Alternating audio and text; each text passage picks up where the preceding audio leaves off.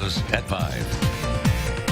Good evening and thanks for choosing KARK. I'm Brittney Johnson. North Little Rock Police asking for your help tonight identifying a shooting victim. KARK4's Jocelyn Tovar has much more on this overnight shooting. Jocelyn, you spoke to the woman who lives at the home where this happened. I have a pile right here beside me of things they have been able to pull out. We've got some children's toys, a blanket, some kitchen items. Still no word yet on what that's going to mean for the licenses that have already been issued. Of course, this is an evolving situation. For now, winter storm warnings and advisories now covering most of the state. Her co-worker found that 9-year-old little boy right here by the bushes just outside of their office. Now, this is just about a block away from his home. A bass boat stalls traffic, not on the water, but on an Arkansas interstate. There are about 2,000 people who are without power here in Clarendon. That is the entire city. There have been people driving through trying to see where they can help out. Yell County investigators confirm they are now following new leads in the disappearance of Brian and Harper Floyd. She actually printed out this receipt here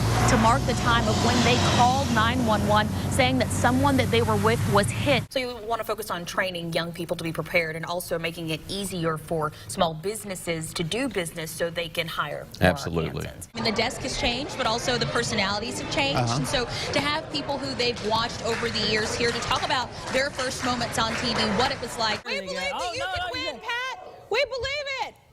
Okay, or not, or wait. So relatively dry, relatively sunny. It's a great week. You can get outside every single afternoon like you did today for this entire week. All right, we'll look forward to it. Thanks a lot, Pat. And thank you all so much for tuning in. We'll see you when we return tomorrow at 5. Good night. Now, we're told that authorities have centralized their search efforts in the area of Princeton Pike. They say this is the only location they've been able to place Timothy Buffington where he was caught on surveillance video. Now, in this video, you can see the man ADC says is Timothy Buffington wearing camouflage and holding a shotgun. Now, first, he only knocks and rings the doorbell, but then, as you just saw, he tried to bow up and knock the door in before running off. Well, search crews are still actively canvassing the area. They're checking potential hiding spots that Buffington may be in. As far as we've been told, this surveillance video is the last ADC has seen of Buffington, but they want people to be aware he could do this exact thing again. Absolutely. People need to be mindful that he's done this once, that he can go up, he may be coming up and trying to knock on their doors. So keep in mind, Buffington did steal a shotgun and also allegedly tried to force a woman on prison grounds to drive him away. 13-year-old Elizabeth Bradley is playing her piano, or what's left of it, in what used to be her house on Cemetery Drive. It sounded like a tree being ripped out of the ground. She was hiding inside when a tornado swept through her home and 9 others. When I got out, I was like, whoa, like it didn't even look like my road anymore. Elizabeth made it out with a simple scratch. It really wasn't me, it was mainly God. But her neighbor and family friends lost much more.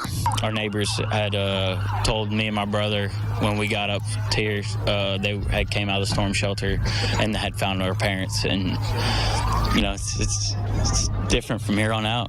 It'll never be the same. The street will never be the same. The parents everybody wants to have, you know, they're always there for you.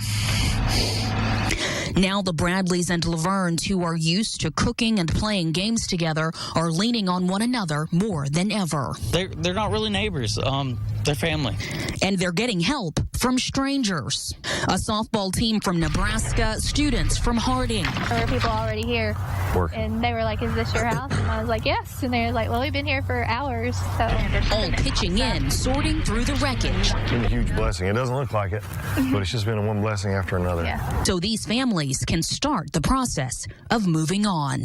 It's amazing how, like, you don't know anybody, but yet they're still here for you.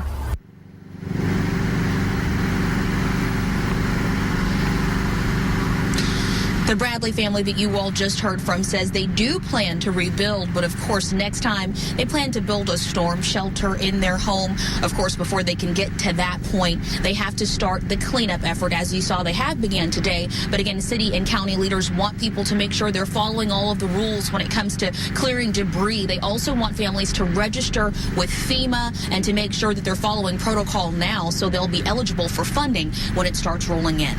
In Bologna, Brittney Johnson, Fox 16 News. If I can help anybody, I want you to listen to me. Rick Ellis recorded this plea alone in a cemetery. My little girl was killed from a mother that wanted to get high, drink, drive, party. 6-year-old Lindsay Kay shares a tombstone with her mother, Ellis's ex-wife, who sat behind the wheel when they crashed on a Mississippi highway in 2010. The single-car accident killed both of them. She was always full of smiles.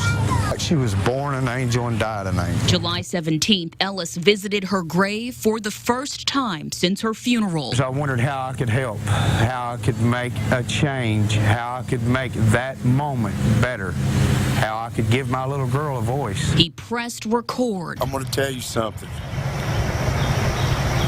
Life isn't about getting high. He posted it to Facebook and watched as friends, then strangers, shared it and their stories of loss more than 400,000 times in 6 days. I can't express how overwhelming it is, but I've seen some people say that they just put the beer down.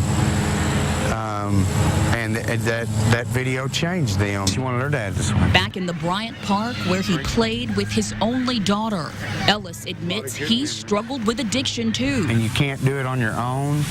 Addiction is from the devil, and you've got to have God. That same faith moved him to make the video he hopes saves other lives. My daughter, her face, my story, her story, God's story, has touched many, and I'm very thankful.